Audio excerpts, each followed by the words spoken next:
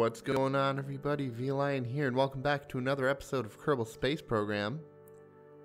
My last mission, before we left off last episode, was to get a craft to land on the Mun and get back from the Mun. And I'm happy to say that we have done it.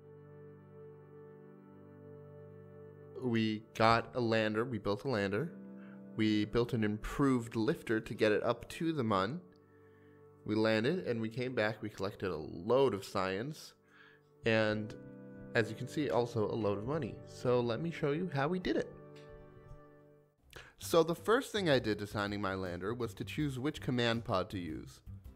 I ended up going with the Mark I pod just because I liked the profile a bit more. After that, I stuck an antenna on the side. And once I actually ended up making the antenna flush with the body, I started adding all my science and other small items like the Science Junior right here and all the batteries and stuff in the storage bay. I added a Kerbal Engineer chip and the MechJeb case just so I could get my readouts and also be able to fine-tune my maneuvers by like the 0.01. And then I just made sure that the goo canter was inside the storage bay using the offset tool. And then I stuck a heat shield on the bottom. I added a basic decoupler, and then I stuck a couple of parachutes on the side. And since I'm only recovering the command pod and the science, I only needed 2 parachutes. And then I started adding way too many solar panels because now I have low battery anxiety ever since our first Mun mission. Now, in order to get a stable lander, I used the shortest 2.5 meter fuel tank with the Terrier engine underneath, and that will have enough delta V to let us both land and return from the moon. I add some landing legs with the 4x symmetry and turn off the start extended option. Unfortunately, the only fairing I unlocked was too small for this, so I ditched that. And then I add a decoupler and I start adding the central spire, but I stop in the middle and add 2 fuel tanks on the side of the lander just to give it a bit more delta V because I'm just a bit scared that it might not be enough. I make sure it's not clipping into the lander itself using the offset tool so that we'll actually be able to separate. Moving on to the lifter stage, I start with a central fuel tank with a swivel engine, and I add 3 sets of 2 decouplers so we can set up asparagus staging. And then I add the fuel tanks and make it too tall and add swivel engines on the bottom. As you can see here, I got a minor case of OCD in regards to the placement of all my fuel tanks. But after I was pleased enough with that, I just added swivel engines to the bottoms of all of them.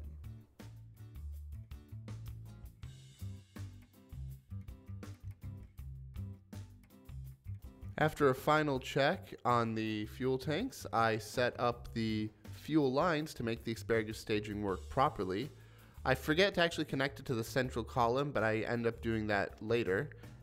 And then I start adding nose cones just to help battle wind resistance. So now I just strut up everything. I strut up all the outer fuel tanks with the central stage just to make sure that there's no wobble during takeoff. And unfortunately, each strut counts as a different part on your craft. So if you're worried about the part count of your craft, then struts can be a bit of a problem. Fortunately, we've already upgraded our vehicle assembly building to let us use up to 255 parts on our rocket.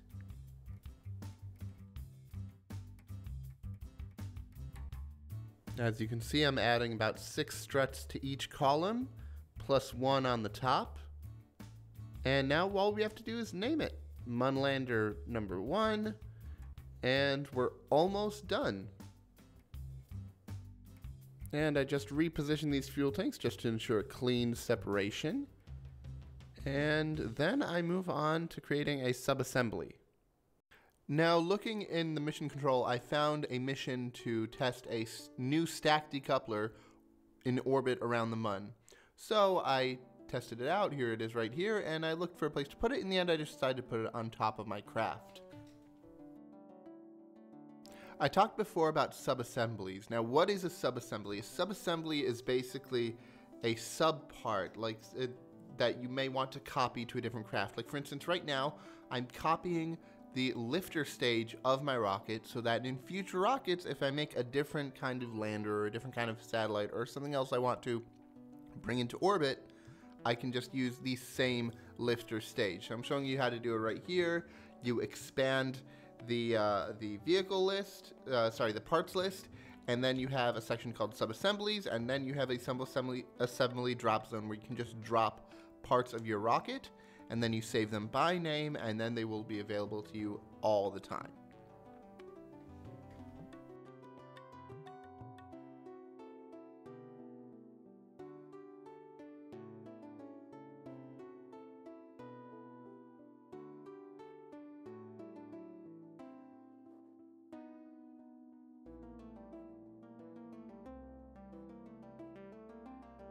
So back working on my rocket, and I decide to add tail fins to all the lifter columns just to make it easier to control during the takeoff portion.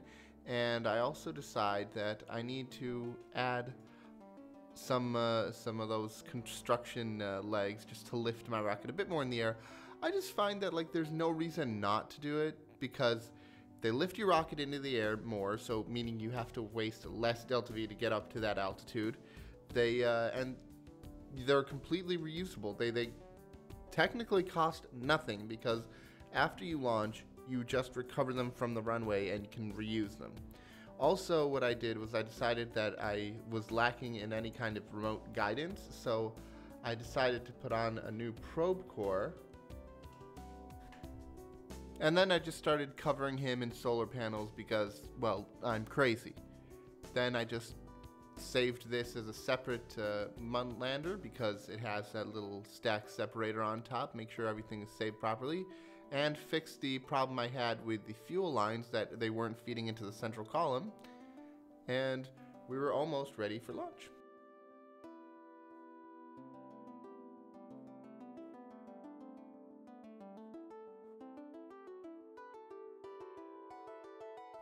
So now that everything's all set, we take her for a spin, and it goes up beautifully. Separation performs well. It's good to have the separation, the decouplers, up high, because that pushes the rockets up away from your spaceship once you decouple them. And yeah, we've decoupled 2 stages already, and we're on our way. We're doing a very nice gravity turn. It's going to leave us with a very short burn time in order to circularize our orbit. And there we go. We've already gotten to about 75 kilometers apoaps. And now we just have to wait to get out of the atmosphere, and now we're circularizing. And it's only 700 or so meters per second of a delta V in order to circularize, which is pretty good.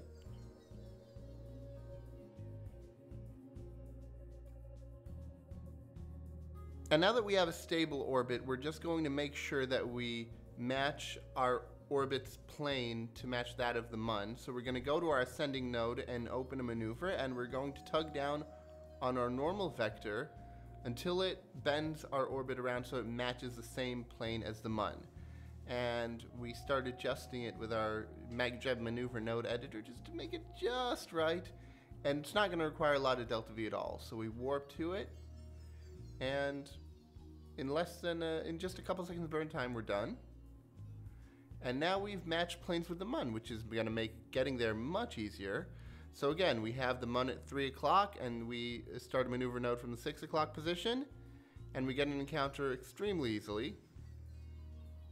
And now we just make sure we want to get as close to the MUN as possible without actually crashing into it. It's just going to make getting an orbit much easier once we decelerate at the periaps. The farther away you are from the part of your orbit that you're trying to change, the greater effect you're going to have on it, which is why I'm only going to need a few, I only needed 0.1 meter per second to change tens of thousands of meters in my MUN orbit, But once I get to the Mun, I'm going to have to use a lot more delta V in order to actually get in orbit. See, right there, we got our capture. It's done perfectly. Now all we need to do is warp to the Mun's sphere of influence.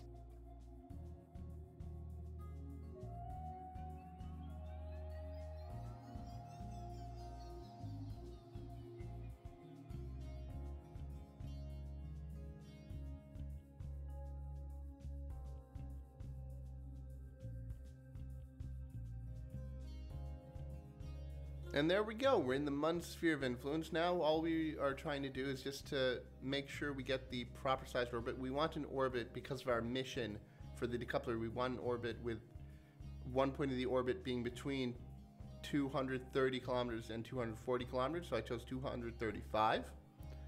And we're just going to the periaps, and we're gonna burn retrograde until our, now we had to ditch that stage.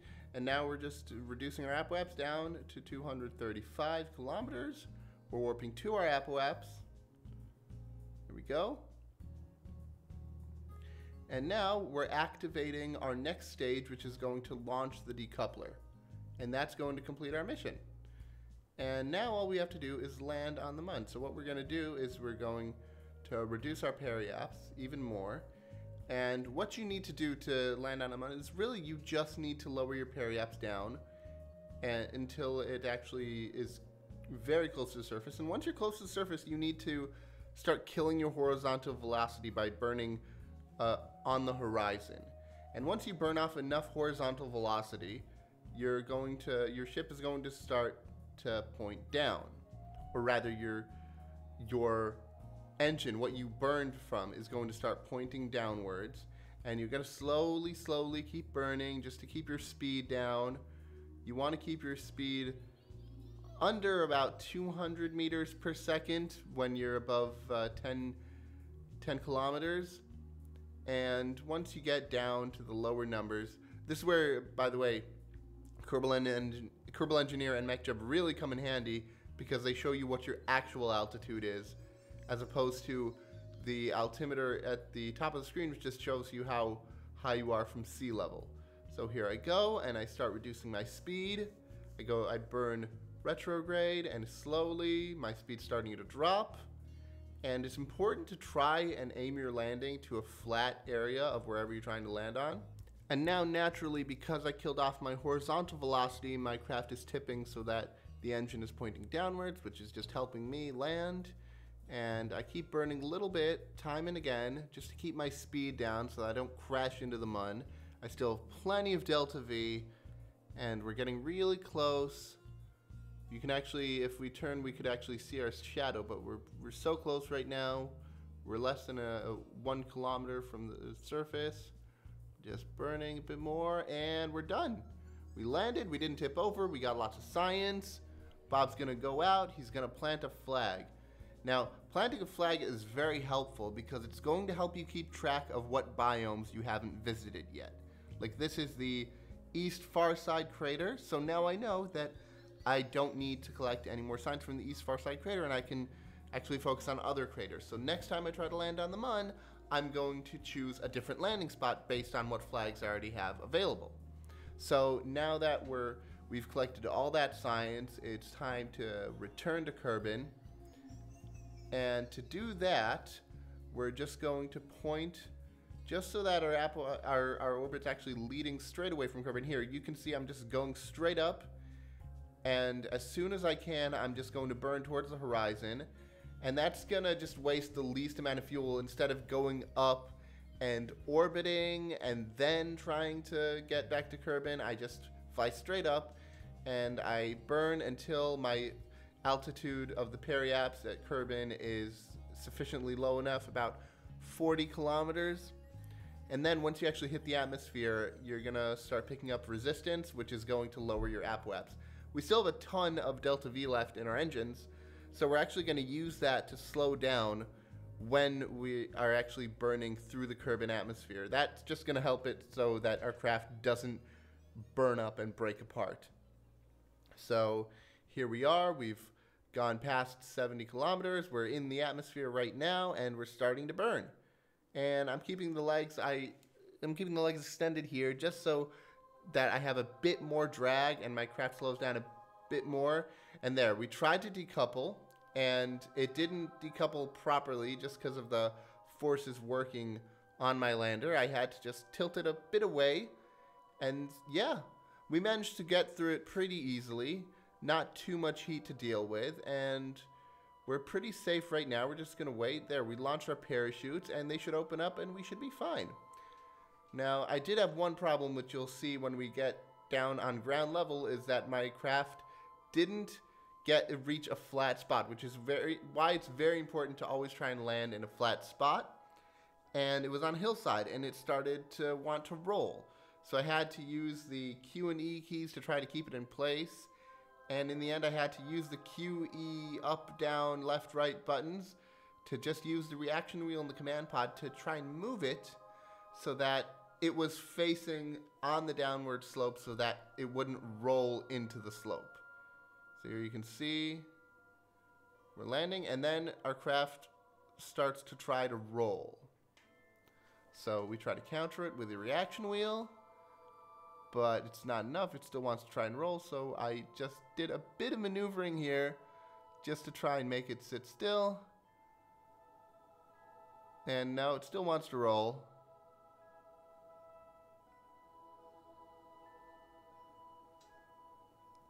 And now I try rolling it back up, down, every way.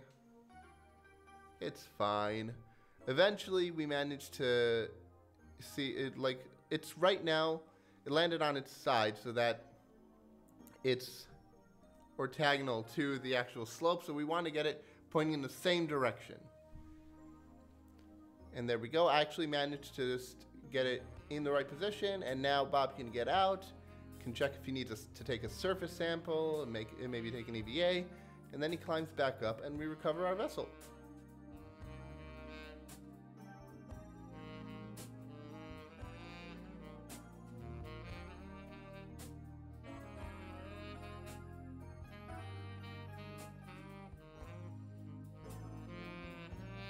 And here we are back at the Kerbal Space Center. We've got over 400 science, bringing our total up to 690, meaning we're going to be able to pick up a lot of stuff at the research center.